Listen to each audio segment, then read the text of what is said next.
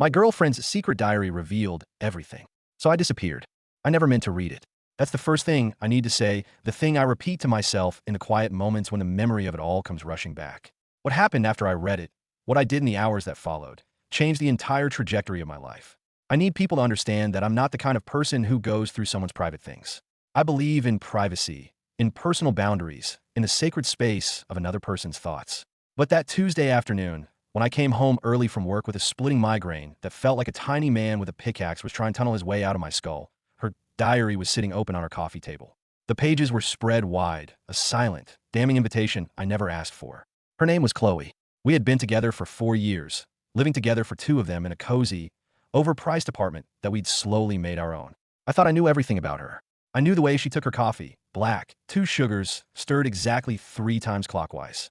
I knew how she hummed an off-key tune while she cooked, a little unconscious melody of concentration. I knew the story behind the small, silvery scar on her left knee, a relic from a childhood bike accident involving a steep hill and a questionable set of brakes. I thought we were building something real, something permanent. In my sock drawer, tucked away in a small velvet box, was an engagement ring I had been saving for over 8 months. It wasn't extravagant, but it was perfect for her, a simple, elegant band with a single, clear diamond that I thought mirrored the clarity and strength of what we had. I had a whole plan worked out in my head for the proposal. A weekend trip to the coast, a walk on the beach at sunset, a future unfolding. The apartment was silent when I walked in, which was expected. She worked late on Tuesdays, a long shift at the art gallery she managed, and wouldn't be home until at least 9. The quiet was a relief for my pounding head. I dropped my keys in the ceramic bowl by the door, a little piece of pottery we'd bought together at a street fair, kicked off my shoes, and headed straight to the kitchen for a large glass of water and 2 extra-strength aspirin. It was on my way back to the bedroom, planning to crawl into the darkness and wait for the medicine to kick in, that I saw it. The small, brown leather journal she'd been writing in every single night for the past year.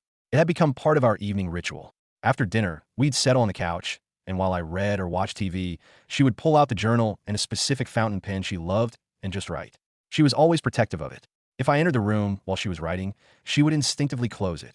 She always tucked it away carefully in her nightstand drawer before we went to sleep. I never questioned it, never felt the urge to peek. Everyone deserves a private space for their thoughts, a place to untangle the knots of the day. I respected that. But on this day, it was just open, sitting right there in the middle of our shared coffee table, illuminated by the afternoon sun slanting through the window. And the first thing my eyes focused on, the word that seemed to leap off the page, was my own name. I stood there for what felt like a full minute, just staring at those pages, my migraine momentarily forgotten. A war was raging in my head. The rational, respectful part of me was screaming to walk away, to go to the bedroom, close the door, and pretend I had never seen it. But another, more primal part, a gut feeling that had been whispering to me for months, was telling me to read. I thought about the little things I'd been pushing aside, the way she'd become more protective of her phone lately, angling it away when I was near. The increasing number of late nights at work and drinks with the girls that left her coming home smelling faintly of a cologne that wasn't mine. The subtle but palpable emotional distance that had crept between us, a distance I had chalked up to stress from her job or my own anxieties. My head was pounding again, but the pickaxe had been replaced by a pulsing drumbeat of dread. I should have gone to bed. I should have taken my medication, closed the book, and closed my eyes. Instead, I sank down onto the couch, the leather sighing under my weight, and I started reading the page that was facing up. The entry was dated 3 days prior, from Saturday night when I had been out with my friends for our monthly poker game. She wrote about how exhausting it was becoming to keep up the charade, how she wondered how much longer she could maintain the performance before I figured things out. She mentioned him. There was no name, just him. And she wrote about how different, how alive, how free she felt when they were together.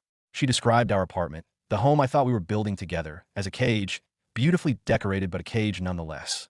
She wrote about me, her partner of 4 years, as an obligation, a comfortable but burdensome weight she couldn't figure out how to shake. My hand started to tremble, a fine, uncontrollable tremor. My heart was hammering against my ribs. I carefully, almost reverently, flipped back a page, then another, then another. It was all there. 6 months. For 6 solid months, she had been meticulously, almost gleefully, documenting her double life. It wasn't just feelings, it was a logbook of betrayal. The dates they met, the names of the boutique hotels they frequented, the elaborate, detailed lies she had told me to cover her tracks. The most gut-wrenching part was how she rated our intimate moments versus theirs. She used actual numerical ratings, out of 10, like she was a judge at a sporting event or a critic reviewing products online. I consistently scored lower. "M was sweet tonight," one entry read. "Tried that new thing I mentioned. Point for effort, I guess." May 10th. A few days later, "Jay is a god." Left me breathless. Can't stop thinking about it. October 10th. No contest. She wrote about how I was stable, reliable, a good man, good for her long-term future. But he made her feel things I never could. He was her excitement, her passion, her escape from the beige-colored life. She felt she was living with me. She mentioned my recent promotion at work, the one I'd been so proud of, the one I'd worked so hard for. But she didn't write about being proud of me. She wrote about what it meant for her plan.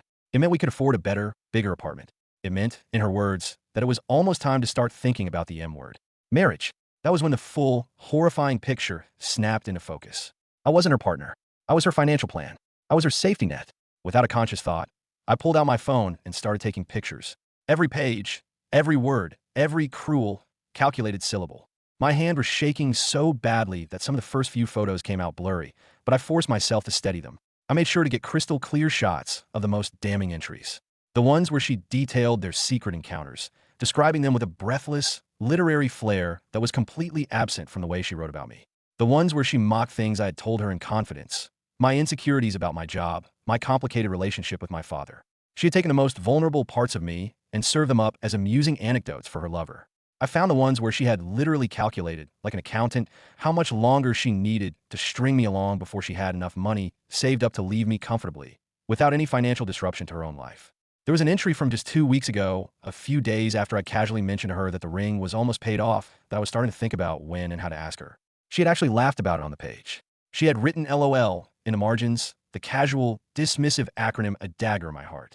She wrote that she would have to play her part perfectly to get me to propose before her lease on me ran out. She wanted the engagement. Not for the commitment, not for the future, but for the performance. She wanted the ring, the celebratory dinner, the gushing social media post, the validation from her friends and family. And then, according to her own meticulous plan, she would figure out a way to tearfully back out before the actual wedding, painting herself as the heartbroken victim of a relationship that just wasn't meant to be. I took photos for 20 solid minutes, my thumb clicking the shutter button over and over again, documenting every single piece of my own destruction. When I was done, I carefully placed the diary back on the coffee table, exactly as I'd found it. The pages opened to the same spot, the book angled the same way. My migraine, strangely, was completely gone. It had been replaced by something cold, sharp, and horrifyingly clarifying. I knew exactly what I had to do. I walked into our bedroom and pulled my large suitcase down from the top of the closet. I began to pack, methodically, almost robotically.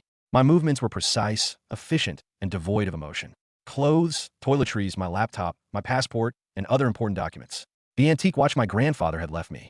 I took only what was indisputably mine. Nothing we had bought together. No little trinkets or shared possessions that held memories that were now tainted and worthless. I cleared out my dresser drawers, leaving them empty and cavernous. I emptied my side of the closet, the hangers now clattering together in the vacant space. I cleared off my desk in the corner of the living room, the one where I had spent countless hours working toward the promotion she had seen only as a financial stepping stone. Every trace of my existence in that apartment was systematically erased. I called my best friend, Mark. "Can I crash at your place for a while?" I asked, my voice flat and even. He could tell immediately that something was seriously wrong. He asked what had happened, and I told him I'd explain later, but that I needed to leave my apartment immediately. He didn't ask any more questions. He just said, "My door is always open, man. Come over whenever." I boxed up my books, my guitar, and a small collection of vinyl records I'd been carefully building since college. I wrapped the framed photos from my desk. Not the ones of me and Chloe, smiling fake smiles in a life that was a lie, but the ones of my family, of Mark and me at our college graduation, of my friends from before she had entered my life and slowly, subtly, started to isolate me from them. I loaded everything into my car in 3 quick trips, working with a frantic, focused energy like I was defusing a bomb at the ticking clock. Before I left the apartment for the last time, I did 2 final things. First, I logged into our shared savings account on my phone. I transferred exactly half of the balance into my personal account. It was money I had contributed more than my fair share of anyway, but I didn't take a penny more than what I was owed. I wanted this to be a clean break, with no financial loose and she could use against me. Second, I opened my laptop and sent a formal email to our landlord. I explained that, due to unforeseen personal circumstances, I was vacating the apartment and needed to have my name removed from the lease, effective immediately. I attached a scanned copy of our lease agreement and cited the clause that allowed one tenant to be removed with written notice. I'd already paid my half of the rent through the end of the month. After that, she would be solely responsible for the full, substantial amount. I left my key on the kitchen counter, next to the bowl where I used to drop it every day. I didn't leave a note. Her diary had said everything that needed to be said. It was 7:30 p.m. when I pulled my car out of our designated parking spot. She would be home in 90 minutes. She would walk into an apartment that was half empty, an apartment that would tell her everything she needed to know without me having to utter a single word. I drove to Mark's place across town, hauled my life in boxes and a suitcase up to a spare room, and then collapsed onto the bed, the adrenaline finally leaving my body, replaced by a profound, bone-deep exhaustion. He brought me a cold beer and sat in the doorway, waiting patiently. I didn't say anything at first. I just pulled out my phone and showed him the photos. I watched his face change as he scrolled, his expression shifting from confusion to disgust, and then to a quiet, protective anger on my behalf. He asked me what I was going to do next. I'm going to disappear, I told him. Not forever, but long enough to let the message sink in. No confrontation, no dramatic scene, no chance for her to cry and manipulate the narrative and talk her way out of it. Just gone. That first night, I turned off my phone. I couldn't bear to see the messages I knew would inevitably start pouring in. I slept poorly, my dreams a chaotic slideshow of fragments of her loopy, elegant handwriting. Those ratings, those cruel, dismissive observations she had made about the man she claimed to love, the man who was planning to ask her to be his wife. I kept my phone off for 3 full days. Mark said I was handling the situation with more grace and control than most people would have managed. But grace wasn't what I was feeling. I was feeling cold, detached, and ruthlessly calculated.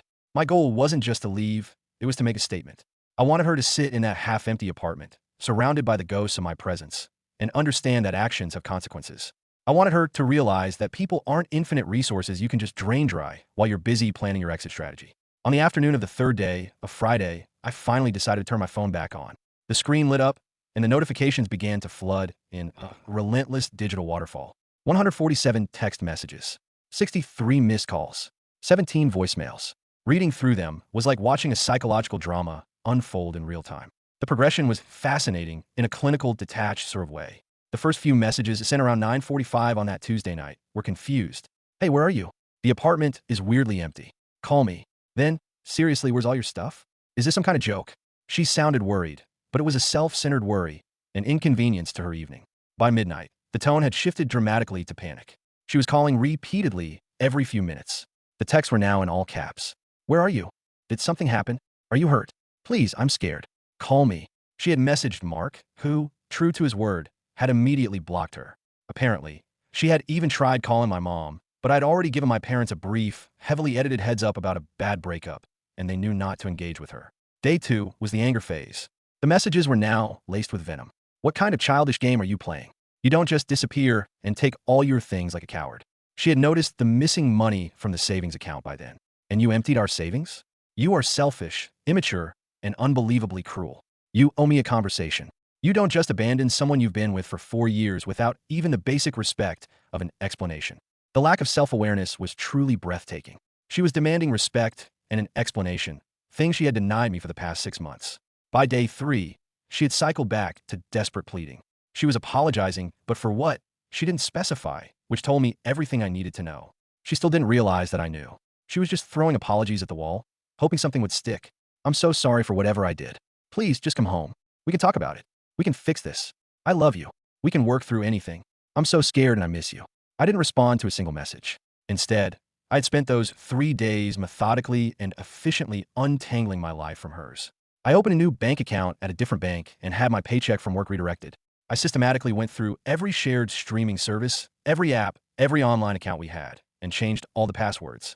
I called my credit card company and had her name removed as an authorized user, a card she used frequently for work expenses. I updated all my emergency contacts at my job. I had a consultation with a lawyer and asked about my legal standing, about whether our cohabitation gave her any claim to my possessions or my future earnings. The lawyer assured me that it didn't. We weren't married. We weren't in a common law state. Nothing was legally binding except for that lease, which I'd already legally extracted myself from. Mark was a saint. He let me stay as long as I needed, no questions asked. He worked from home, so he was there most days, acting as my gatekeeper, running interference on the few occasions she tried to show up at his building. Building security, informed by Mark, kept her in the lobby, telling her she wasn't welcome on the property without an invitation from a resident. On the 4th day, a Thursday afternoon, I was sitting in his living room, working on my laptop when my phone rang. It was an unknown number. I hesitated, then answered. It was the police, the non-emergency line. A calm, professional officer explained that a young woman by the name of Chloe had filed a welfare check request. She was claiming that her boyfriend had gone missing without warning, that all his belongings were gone, and that she feared he might be in danger or was planning to harm himself.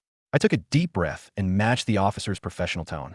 I assured him that I was fine, perfectly safe, and had left my previous residence of my own free will. I explained that I was not in any kind of mental health crisis, had no intention of self-harm, and was simply in the process of ending a relationship. He was very understanding. He asked if I wanted to make a statement about harassment. I said not at this time, but that I appreciated the option. After I hung up the phone, I felt something shift inside me. This was a new level of manipulation.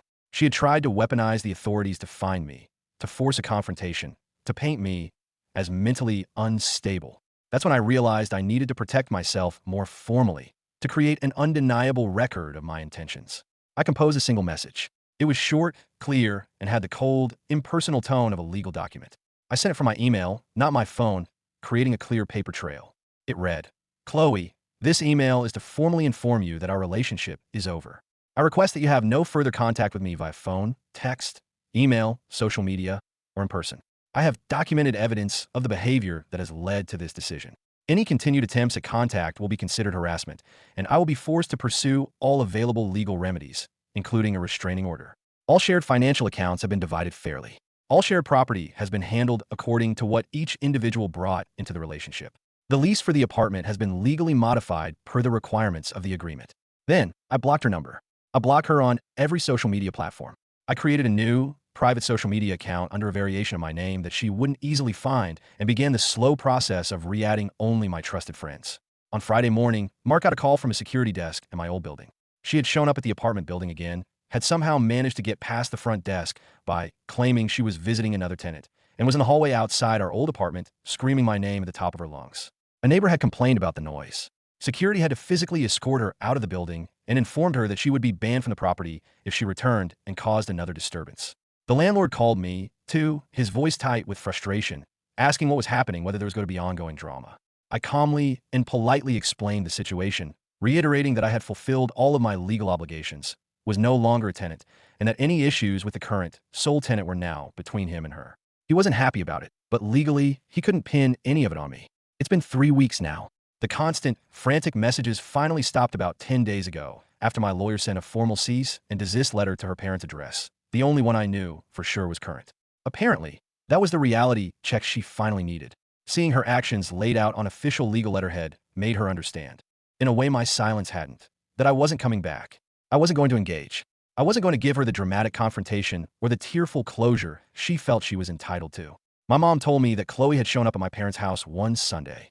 She had driven 40 minutes out to the suburbs, knocked on their door, and tried to spin a tale about a terrible misunderstanding that I'd gotten the wrong idea about something, and that she desperately needed my mother's help to reach me and explain. My mom, bless her heart, told her in no uncertain terms that I was a grown man who made his own decisions, that she trusted my judgment completely, and that she needed to leave their property. When Chloe didn't leave immediately and started to cry, my dad came to the door and, in his deep, no-nonsense voice, told her that he would call the police and have her arrested for trespassing if she wasn't in her car and driving away in 60 seconds. She left. She tried a different approach after that. She started posting cryptic, dramatic statuses on her social media about heartbreak, about betrayal, about cruel, cowardly men who abandoned their loving partners without a single word of explanation.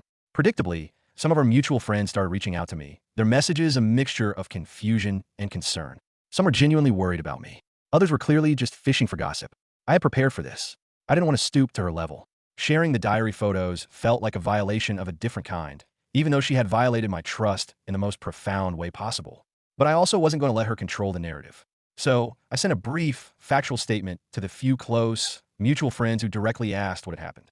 I explained that I had discovered she had been unfaithful for a significant period of time and had been planning to end our relationship once she had extracted the maximum financial and social benefit from it. I said that I had chosen to leave quietly rather than create a dramatic public scene, and that her current social media campaign was a predictable attempt to control a narrative that she had already written herself in private.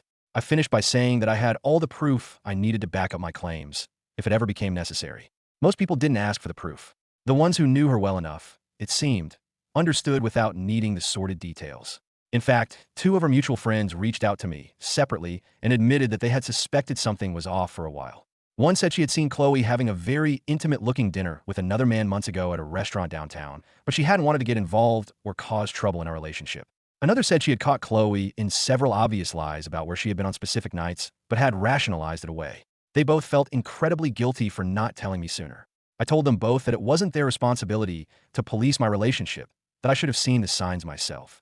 The so-called friends who took her side without question, the ones who sent me angry messages calling me a monster, I let them go without a fight. If they were willing to believe I was the villain in this story without even asking for my perspective, they weren't people I needed in my life anyway. Work became my sanctuary. I threw myself into my projects, volunteered for new assignments, and stayed late. My manager noticed the increased productivity and asked if everything was okay at home. I gave him the abbreviated, professional version. I had ended a long-term relationship, moved out, and was just focusing on work while I figured out my next steps. He was incredibly supportive and told me to take any time off I needed. I told him that staying busy was actually better for me right now. I started therapy. I found a therapist who specialized in relationship trauma and betrayal. I spent an hour every week unpacking not just what she had done, but why I hadn't seen it coming, what red flags I had ignored or rationalized away over the years. My therapist helped me understand that the person I had been in a relationship with for 4 years wasn't entirely real. She was a performance, a carefully constructed persona designed to extract resources and stability while she pursued what she actually wanted elsewhere. Slowly, the white-hot anger began to fade into something else. It wasn't forgiveness. I don't think I will ever truly forgive the calculated, cold-blooded cruelty of it all, but it became a kind of detached, clinical understanding. She was a person who was capable of compartmentalizing her life to an extraordinary and pathological degree, capable of maintaining two entirely separate, contradictory versions of herself. That takes a specific kind of psychological makeup that I will likely never fully comprehend. Mark asked me once, late one night over a beer, if I regretted reading the diary. If I wished I had stayed ignorant, just let it all play out however it was going to play out. I told him no, without a moment's hesitation. I regretted the 4 years I had already wasted on a lie. But reading that diary, as painful as it was, gave me the clarity and the motivation to leave on my terms, not hers. She had written the script for her own elaborate, manipulative exit strategy. I just executed my own first. It's been 2 months now, and my life has stabilized into something I didn't expect. It's not just different, it's genuinely better. I found my own place, a small one-bedroom apartment with old hardwood floors and big windows that get great morning light. It's mine. There's no shared history in these walls, no ghosts of her in the corners, no furniture we picked out together after a day of bickering at IKEA. I bought a new mattress, new sheets, and new coffee pot. I cooked my first meal in my own kitchen last night, while playing my own music too loud. It felt like taking a deep, clean breath for the first time in years. I've reconnected with friends I had drifted away from during the relationship, guys from college, and coworkers I had kept at arm's length because I was always rushing home to her. I've started playing basketball on Thursday nights again. I joined a weekly poker game. I've been saying yes to invitations I would have previously declined because we had plans that usually meant sitting on the couch in silence while she scrolled through her phone and I pretended we were spending quality time together. The clarity that comes with distance is a remarkable, if painful, thing. I've started remembering all the small, strange moments that I had dismissed or explained away. The time she was completely unreachable for hours on end. The sudden, vague work emergencies that required her to leave in the middle of the night. The way she would pick a fight over something insignificant right before I suggested we make plans that would involve her meeting my extended family or work colleagues. She had been compartmentalizing me the entire time, keeping me in a neat little box, separate from whatever other life she was busy building. My therapist asked me what I've learned from all of this. I told her I've learned that silence can be more powerful than confrontation. I've learned that walking away doesn't make you weak. Sometimes it's the strongest thing you can do. And I've learned that some people are only truly honest when they think no one is watching. I've learned that I deserve someone who doesn't need to keep a secret diary to process their hidden contempt for me. I've learned that stability and boring reliability aren't character flaws. They're gifts, and they're gifts that I should only offer to people who actually value them. Last week, I heard through a mutual friend that Chloe had moved back in with her parents. Apparently, she couldn't afford our old apartment on her own, and after a few weeks of trying, she couldn't find a roommate who was willing to deal with her particular brand of chaos. The friend said she was playing the victim hard, telling anyone who would listen about her cruel, heartless ex-boyfriend who had abandoned her without warning and stolen all their money. But, the friend added, most people were getting tired of her story. I felt absolutely nothing when I heard it. Not satisfaction, not vindication, not even a flicker of residual anger. Just nothing. A blank space where a 4-year relationship used to be. And that's how I knew I was actually healing. Someone at work asked me recently if I was dating yet, if I was ready to get back out there. I told her not yet, but maybe soon. For now, I'm enjoying rediscovering who I am outside of that relationship, what I actually like versus what I pretended to like just to maintain the peace. Turns out, I don't really enjoy those pretentious black and white art house films she always insisted we watch every weekend. Turns out, I actually like cooking when I'm just doing it for myself, not when I'm performing the role of a domestic partner for someone who is secretly documenting my inadequacies in a leather-bound journal. I still have the photos of her diary, backed up in 3 separate, secure locations. I haven't looked at them since that first terrible night. I don't plan to, unless I ever need them for legal reasons. They exist now as my insurance, as my proof that I'm not crazy, that what happened actually happened the way I remember it. My therapist says that I might want to consider deleting them eventually, that letting go of the evidence is part of letting go of the trauma. Maybe someday I will, but not yet. My mom asked me if I ever got closure, if I wished I had confronted Chloe, had screamed at her, had demanded answers, and made her explain herself.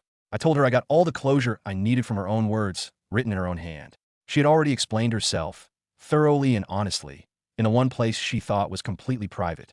I didn't need to hear her carefully crafted, tearful lies delivered to my face. I had her unfiltered truth, and that was more than enough. Last night, I was cooking dinner in my new kitchen, the windows open to the cool evening air, my music playing, and I had a moment of pure, unadulterated realization. I was happy, not just okay, not just surviving, but actually genuinely happy. The apartment, once so empty and new, now felt full. It felt like mine. My life felt like mine again. I used to think that 4 years together meant something permanent, that the time invested demanded more time, that walking away from that much shared history was wasteful. Now I understand that staying would have been the real waste. She gave me an exit, probably without meaning to, by being so careless. And I took it. It was the best decision I've ever made.